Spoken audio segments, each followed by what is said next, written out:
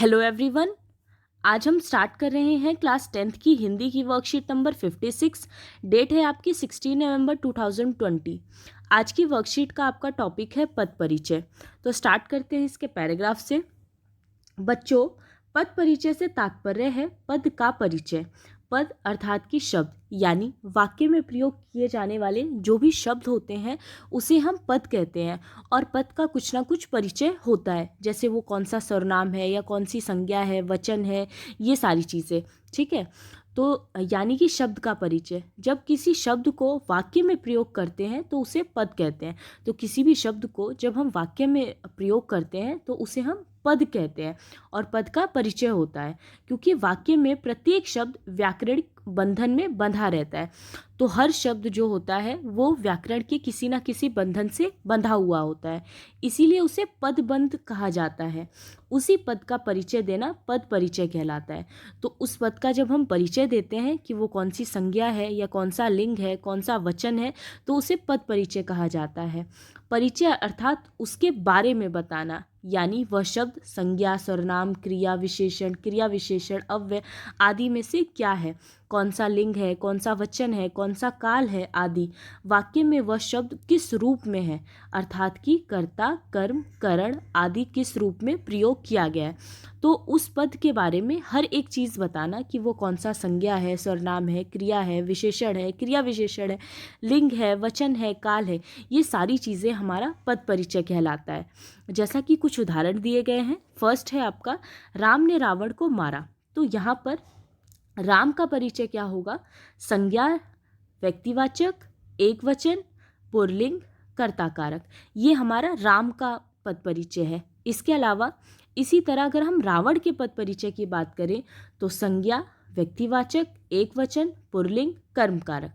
उसी तरह अगर हम मारा शब्द की बात करें तो मारा एक क्रिया है, क्योंकि इसमें काम हो रहा है, सकर्मक क्रिया है, भूतकाल है, एकवचन है और ये पुल्लिंग है। ठीक है। इसी तरह आपके कुछ और उदाहरण दिए गए हैं। जैसे फर्स्ट है आपका, सोहन खेल रहा है। तो अगर रेखांकित पदों का परिचय दिया जाए, सोहन और खेल, इन दोनों का पद परिचय देना है। फर्स्ट है आपका सोहन। तो सोहन आपका संज्ञा है, व्यक्तिवाचक है, एकवचन है, पुल्लिंग है और कर्ताकारक है। इसके अलावा खेल जो है आपका वो एक क्रिया है, सक्रामक है, भूतकाल है, एकवचन है और पुल्लिंग है। ठीक है। यहाँ कुछ और पद परिचय दिए गए हैं, तो हम एक एक करके उसे देख लेते हैं। जो शब्द आपके रेखांकित हैं हम उनका ही पद परिचय करेंगे। जैसा कि फर्स्ट है आपका, राधा गीत गाती है। तो इसमें जो गाती शब्द है आपका, उसका पद परिचय हो जाएगा, ये एक क्रिया है, एक वचन है और आक्रमक है। सेकंड है आपका, हम लोग विद्यालय जाते हैं।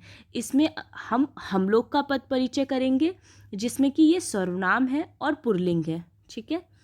थर्ड है आपका, सूर्य पूर्व से निकलता है। इसमें आपका पद परिचय सूर्य का करना है। तो व्यक्तिवाचक है, ये संज्ञा है, कर्ता है, एकवचन है और पुल्लिंग है। फोर्थ है आपका, वाणी अच्छा गाती है। तो इसमें हमें वाणी का पद परिचय बताना है। वाणी का पद परिचय हो जाएगा आपका व्यक्तिवाचक, संज्ञा, कर्ता, एकवचन और स्त्रीलिंग। फिफ्थ है आपका, कौशल इस कक्षा का श्रेष्ठ छात्र है। तो इसमें हमें श्रेष्ठ का पद परिचय बताना है, सॉरी वो कौशल का नहीं, श्रेष्ठ का बताना है।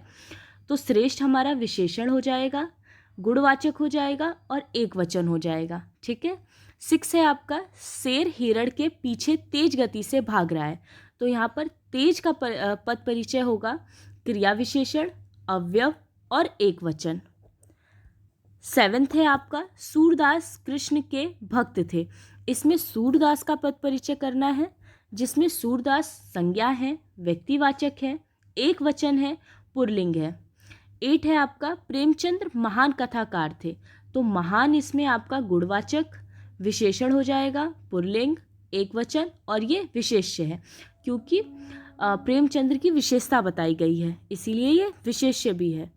नाइन्थ है आपका, हमें आपस में मिलकर रहना चाहिए। तो हमें पद परिचय निकालना है। तो हमें आपका सर्वनाम है, बहुवचन है, कर्ता है। टेंथ है आपका, जो परिश्रम करते हैं वो सफल होते हैं। इसमें हमें परिश्रम का पद परिचय बताना है। तो परिश्रम हमारा भाववाचक है, संज्ञा है, पुल्लिंग है, एक वचन है और ये करण कारक है। ठीक है,